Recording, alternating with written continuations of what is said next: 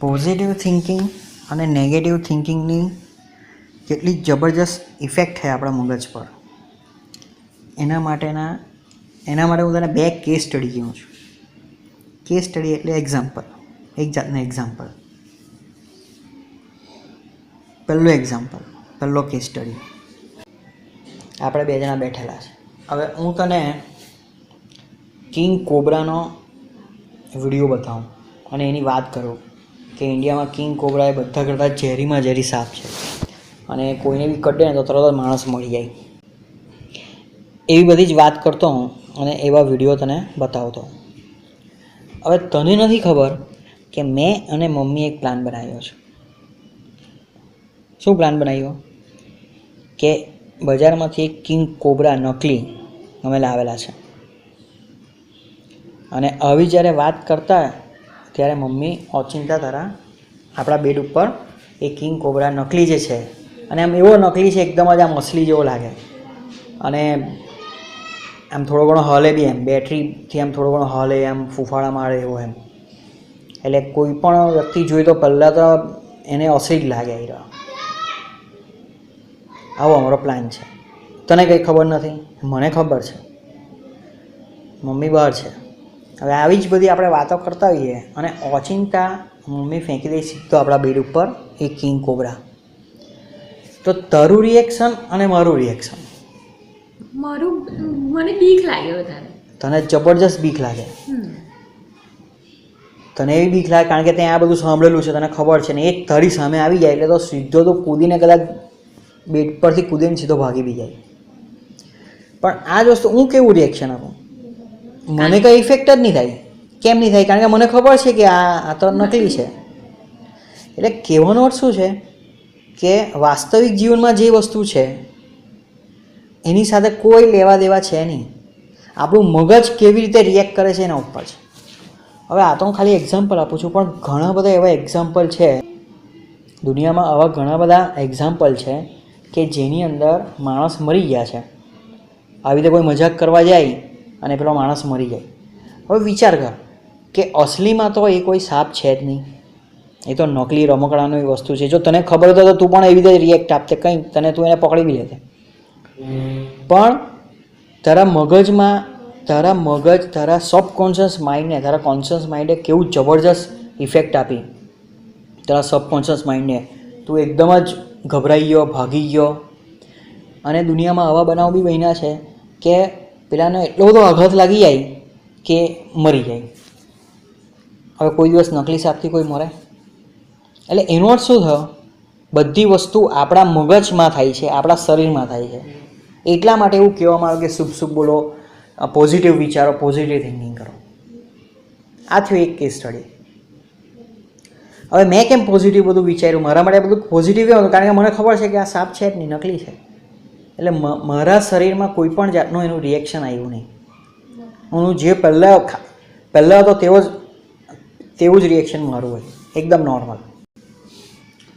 આ એક case study. હવે આ બીજો કેસ સ્ટડી. આ જ વસ્તુ હું તને બતાવું છું, કોબ્રા કિંગ.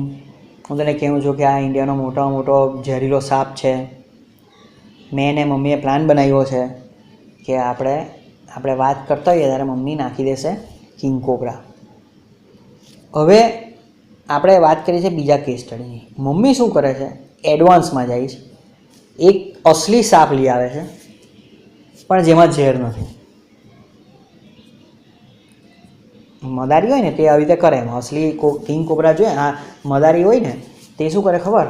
આ કિંગ કોબ્રા હોય ને એના દાંત કાઢી નાખીને ઝેરની કોથળી આવે અહીંયા આગળ, તે કાઢી નાખે. પછી એ સાપ છે ને, ભલે કિંગ કોબ્રા હોય, કોઈને કડ્ડે પણ તો પણ એ માણસ મરે નહીં કારણ કે ઝેર જ નથી એનામાં. પણ કડ્ડી જ નહીં હોય ને, દાંત જ નહીં હોય. હા, કડ્ડે એટલે એને બધું તોડી નાખેલું હોય, દાંત કાઢી નાખેલા હોય, એની ઝેરની કોથળી કાઢી નાખેલી હોય. કડ્ડે તો બી આપણને બહુ ઇફેક્ટ થાય નહીં એની. હવે આ વસ્તુ મને નથી ખબર.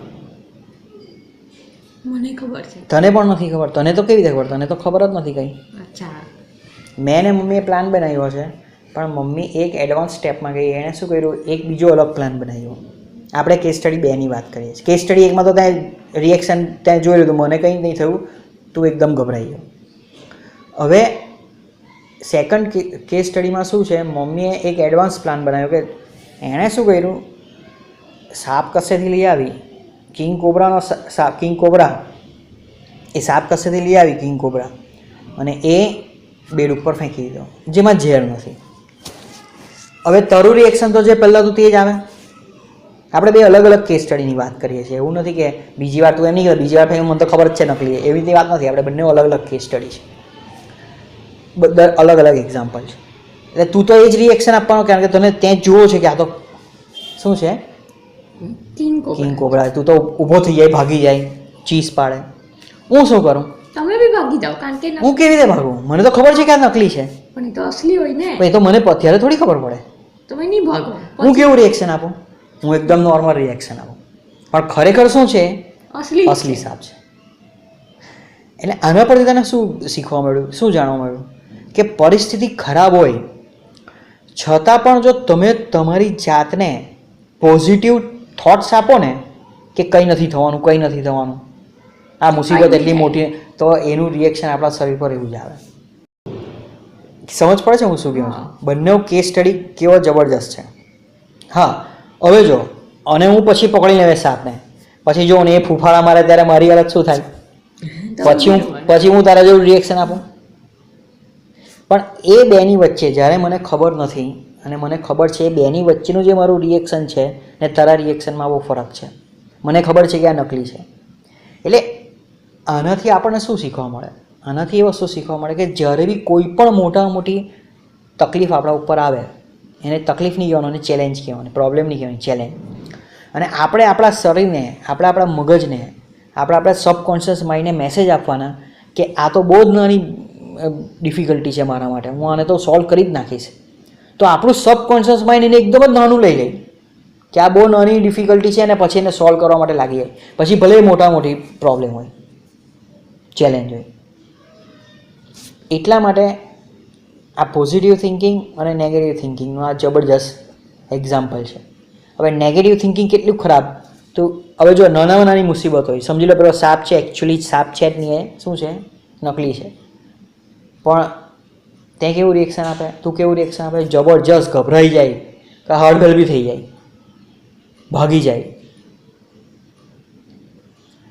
જિંદગીમાં એવું બને કે એ જે તને હવે આપણે મુસીબતની વાત કરીએ, જિંદગીમાં એવું બને કે તારી પાસે જે મુસીબત આવે, કંઈ ચેલેન્જ આવે, એટલી બધી મોટી હોય જ નહીં, પણ તારું મગજ એને એટલું બધું મોટું બનાવી દે, એટલે તારું રિએક્શન બી એવું જ આવવાનું. વાસ્તવિક જીવનમાં, રિયલ લાઈફમાં એ કેવી છે મુસીબત, એની સાથે કોઈ લેવા દેવા નથી હોતી. આપણે એને કેવી રીતે લઈએ છીએ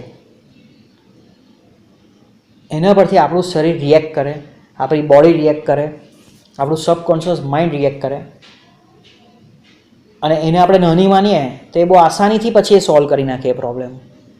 પણ જો તું એને બહુ જ મોટી માને તો તને એવું લાગે કે આ જિંદગીમાં આના સિવાય તો કોઈ મને દુઃખ પડ્યું જ નથી, મને મુસીબત આવી જ નથી. ને એવા જ લોકો પછી સુસાઇડ બી કરી નાખે. તે સાંભળ્યું ને કે ભાઈ આ નાપાસ થયો તારે સુસાઇડ કરી નાખ્યો, એને તો એવું લાગે જાણે જિંદગી જ પતી ગઈ. કેમ? કારણ કે એણે એટલું બધું મોટું એનો સ્વરૂપ આપી દીધું. એટલે આના પરથી આપણને શું શીખવા મળે કે હંમેશા આપણે પહેલાં તો પોઝિટિવ બોલવાનું, પોઝિટિવ થિંકિંગ જ કરવાનું. બીજી વસ્તુ કે જ્યારે બી આપણી પાસે કોઈ પણ તકલીફ આવે, પ્રોબ્લેમ્સ આવે, તો એને પ્રોબ્લેમની એને ચેલેન્જ માનવાની. એટલે જ આપણું મગજ છે ને એની રીતે જ કામ કરતું થઈ જાય. એને આપણે ચેલેન્જ માનવાની અને એવું માનવું કે આ તો બહુ નાની ચેલેન્જ છે, આ તો હું સોલ્વ કરી નાખીશ. તો એમાંથી તું બહુ જ જલ્દી બહાર આવી જાય.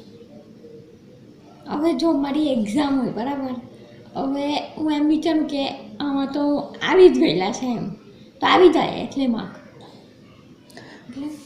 જો આપણે જે મેં વાત કરી તે પોઝિટિવ થિંકિંગની વાત કરી. હવે આની સાથે તું એવું સમજે કે મહેનત તો આપણે કરવી જ પડે. હું એમ નથી કહેતો કે તું બેસી રહી, મહેનત નહીં કરે, હું ખાલી બોલ્યા કરું તો મારું બધું કામ થઈ જશે એમ. એ પાછું મહેનત તો કરાવી જ ને સબકોન્શિયસ માઇન્ડ. હા, એ પાછું મેં પેલી વાત કરી તે ભગવાને નિયમ એક બીજો બી બનાવ્યો છે કે તમને મફતમાં કંઈ નથી આપતા, તમારે મહેનત તો કરવી જ પડે. એટલે એણે જેટલા નિયમ બનાવ્યા છે એ નિયમમાં તો આપણે રહેવું જ પડે. હા તું મહેનત કરે, તારા કંટ્રોલમાં કંઈ નહીં હોય, પણ એવું થાય કે એ તને એકદમ ઇઝીલી મળી જાય. એમ નહીં, જો આપણે સેલ્ફ ટોક કરીએ બરાબર, હવે હું સેલ્ફ ટોક કરું કે મારા આ સ્ટાન્ડર્ડમાં આટલા પર્સન્ટેજ આવી ગયા, તો એ પ્રમાણે સેલ્ફ આપણું સબકોન્શિયસ માઇન્ડ આપણને મહેનત કરાવે ને. હા, એટલે એક્ઝેક્ટલી તું જે કહે છે હું મારી છે, તું એમ કે મારા છે ને 99% આવે છે, મારે 99% લાવવા છે, આવે છે એક્ઝામમાં. એટલે તું બોલવાનું સ્ટાર્ટ કરે, તું લખે, એને જોયા કરે, એને વિઝ્યુલાઇઝ કરે, એટલે છે ને તારું સબકોન્શિયસ અંદરથી જ તને મહેનત કરવાની પ્રેરણા, તને ઊંઘ જ નહીં આવે. એ જ તો કેવું છું. એટલે પેલું કહેવાય ને કે સપનું એટલે શું ભાઈ, આપણે ઊંઘી જઈએ અને સપનું આવે તે નહીં, એમ નહીં. સપનું હોય તો ઊંઘ જ નહીં આવે આપણને, જ્યાં સુધી આપણે એના પછાડી કામ નહીં કરીએ. એ મોટિવેશન કોણ આપે કામ કરવાનું? Subconscious mind. સપનું એ તને મોટિવેશન આપે, સબકોન્શિયસ માઇન્ડની પછાડી કામ કરે. એટલે પહેલી વસ્તુ શું છે કે સપનું જોવાનું, ત્યાર પછીનું કામ છે ને એ તું કરે જ, પછી એનું ટેન્શન લેવાનું નહીં, એ કામ તું કરે જ.